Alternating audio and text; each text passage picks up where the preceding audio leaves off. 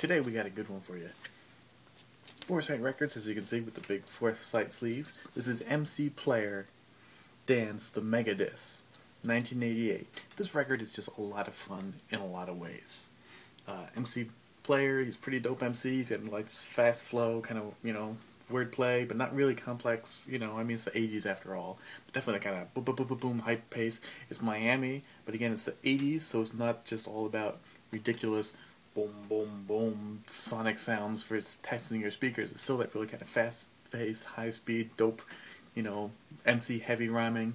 And he's got his DJ Kid Wizard, who's fantastic, and he cuts all over this thing. Okay, so this is actually their second record. The first one was 1987. That was Rhyming Rampage. And actually, that one might be MC Player's best vocal performance. Just his delivery and all his lyrics. A little bit more clever, a little bit sicker altogether. But this one's probably more fun. A, because he's dissing people. That's why it's called the Mega Diss. Specifically JJ Fad in the second verse. The other diss is a little bit more general. And the samples. The samples are, of course, which you'll hear soon, really probably what make this record stand out. Alright, so we're just going to play you a clip here. You're going to hear, obviously, some really the classic bass Miami stuff, really fast drums and stuff. It's really kind of dope. But it's got a cool, they mix it with 40, in the beginning, the samples actually keep changing throughout the song, but in the first verse they mix it with that, knowledge, word is the power, something like that. That song produced by 45 King. It's got that mixed in with it. Give you a sound drop here. Of course, lots of scratches and stuff.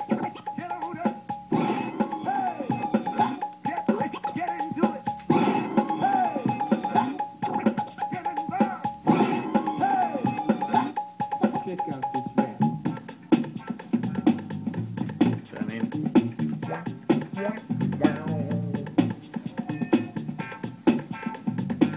over his kind of classic Miami style beat.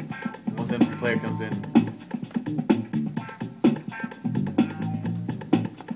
which we're not going to hear him come in because I put on the instrumental. Okay, try again with the A side.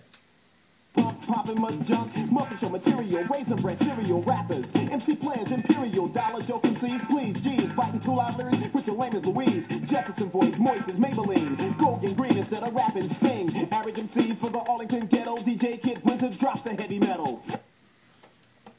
So that gives you a sense of it. That's MC Player, that's the record.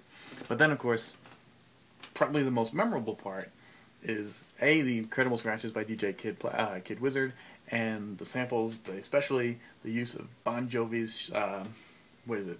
I don't know, Prayer or something. It's that shot through the heart, but you're too late. I'm from New Jersey, so anything Bon Jovi is embedded in the culture.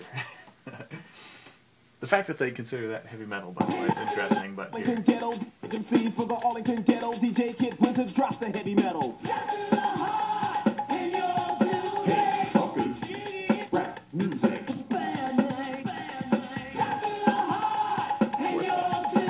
Yo, punks, rap music.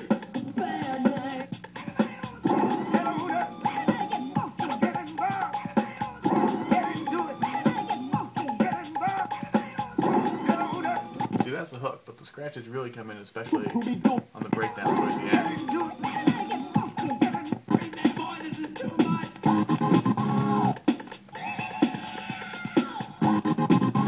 That's my man throwing down.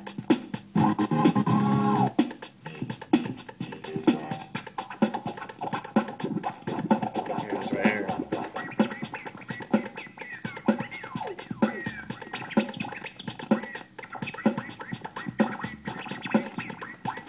It does have that boom deep Miami bass in there. It's just that it's not all about that bass.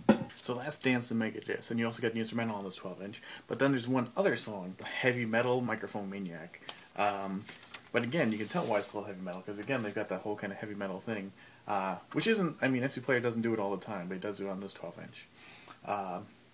Microphone Maniac actually there's not much heavy metal at all, but what it does use is a little bit of AC/DC's song, that the same one that Boogie Down Productions used on their first album, the one that Beastie Boys tried to clear, and for their sort of epic, legendary, unreleased song. And then much later, Eminem used with Stretch Armstrong for his remix of My Name Is. So it's got that AC/DC song thrown in there. And again, they only really use it on the hook, though. Most of it's just kind of classical Miami bass stuff.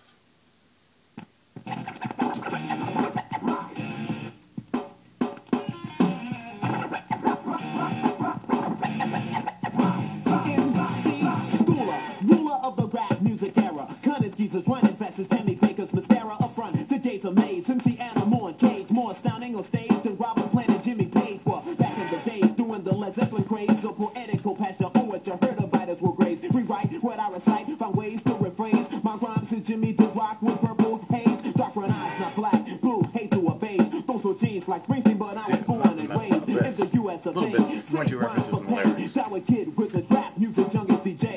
That's just that riff on the chorus. MC players are heavy metal, Mike Maniac. In effect, you know what I'm saying? Yo, Kid Wizard, chop up the chicken head DJ's cuz. That's more great scratches.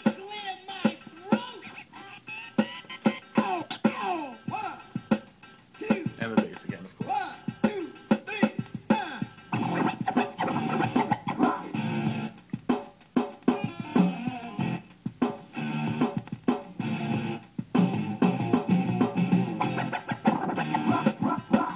Kid Wizard, by the way, really was a kid. He was only 13 years old when he started out. Maybe by this record he was 14 or something. But he's 13, 14, he's doing this stuff. Lyrical extravagance coming down on rappers like an Antarctic avalanche.